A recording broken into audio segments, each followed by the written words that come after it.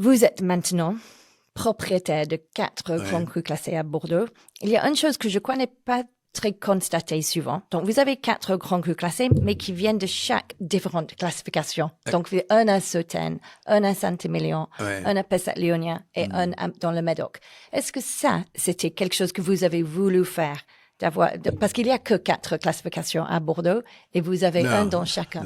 En 2012, c'est le dernier que j'ai acheté, c'était un premier grand cru classé de Sauternes, à savoir le Clos au Péraguet, voilà. Mais je voulais avoir 4 grands crus classés.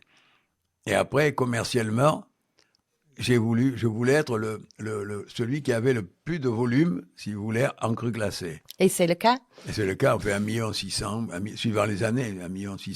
On est allé à plus que ça, mais la moyenne, c'est 1,6 million, 1,7 million bouteilles par an de cru classé, voilà. Et que l'on vend quasiment, enfin, jusqu'à maintenant, jusqu'en 2023, qu'on vendait pratiquement en primeur. Il y avait une demande, si vous voulez, voilà. Mais aussi, il faut ajouter que, moi, j'ai considéré que, l'avenir des crus classés de Bordeaux, c'est pas des spéculations qui montent, qui descendent, où le consommateur comprend plus à un moment, qui paie un jour c'est ça, puis un jour ça. Tout le monde ne connaît pas le problème des millésimes, de la qualité. Bon. Eh bien, nous, on a depuis 15 ans, on a toujours des prix réguliers. Et on n'a jamais tenté de spéculer. Et aujourd'hui, on en a les avantages, vous voyez.